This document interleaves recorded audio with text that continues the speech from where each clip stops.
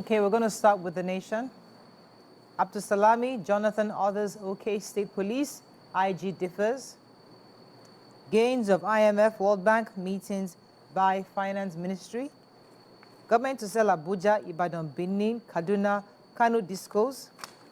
Rivers Assembly overrides Fubara, passes local government amendment bill into law.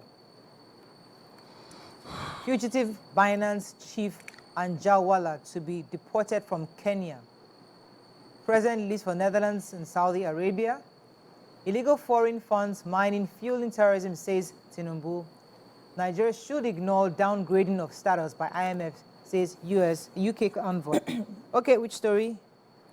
Okay, let me start with government to sell Abuja, Ibadan, Benin, Kaduna discos. So the federal government yesterday vowed to sell off 5 electricity distribution companies, discos, as the blackouts persist across the country. They said a $200 million non-performing metering contract awarded since 2021 has been revoked by the federal government. The Minister of Power, Adebayo Adelabu, said the banks and the asset management company, which is AMCON, which have been managing these discos, have taken over because of the failure of the management to repay loans and the fact that they lack the technical capacity as well. So the sale to the reputable technical power operators is expected to be completed within 3 months. And they said that those affected are the Abuja electricity disco. The other ones are, okay, the Abuja Electricity Disco is under the management of the United Bank of Africa, that's UBA, the Benin Electricity Disco Company, Kaduna Electricity Distribution Company, Kano Disco Company, which has been managed by Fidelity Bank, Ibadan Disco, which is also under AMCON management. And they said that investors hold 60% of shares in the discos. The federal government holds the remaining 40%. And because of the fact that blackout has persisted in most states, it seems that the discos have been blaming low allocation and gas shortages to generating companies as the causes, that's causing the blackout. And consumers are lamenting about the epileptic power supply and the situations that has worsened. And so they are saying they are going to be selling this off.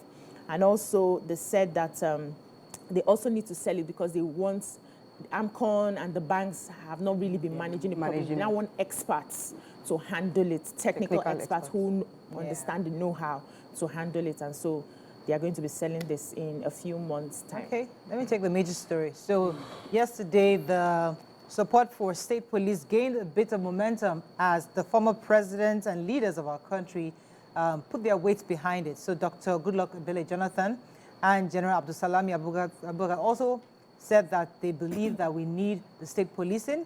They suggested that issues such as integration into the national security architecture and operations must be adequately addressed. Senate President Godswill Akpabio also supported the proposed policing model, gave reasons why it should start now. However, the Inspector General of Police himself, Kayode Egbetokun, differed with them. He said Nigeria was not ripe for state police. Others were speaking at a one-day dialogue on policing in Nigeria, and the president was represented by the vice president, and the theme was Pathways to Peace, reimaging the policing in Nigeria. And specifically, the president didn't really give any direct indication of where his leanings are, but he's listening to everybody, all the various, according to the report, about 16 northern states have already indicated their support for this new policing system. So we'll see what is finally agreed on, but many states that initially were not totally in agreement with policing, state policing, have begun to agree, and we'll see how that goes. I was really sold out for state policing until we had that senator that was defending the fact that we should empower the Rangers, the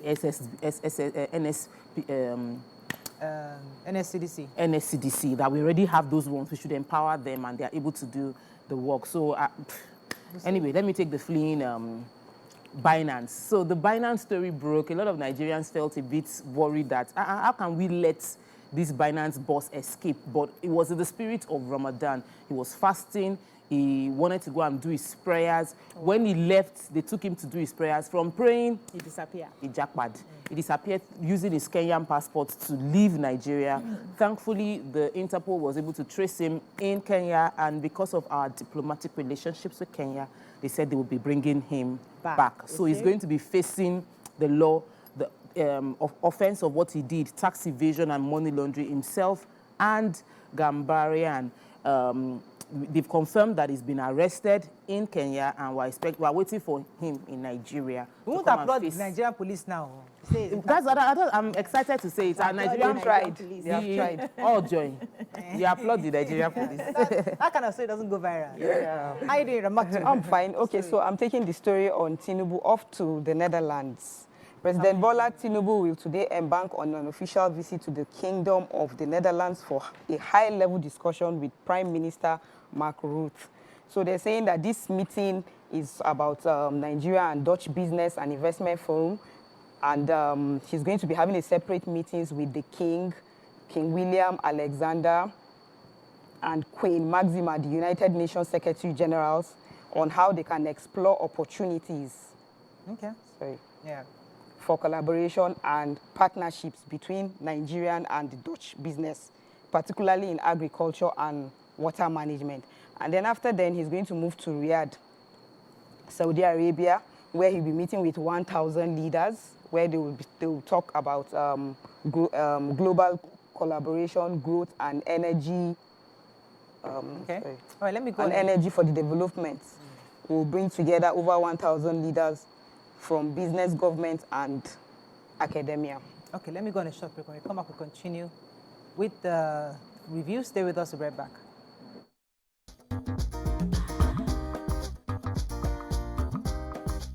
Stay tuned. Your View will be right back.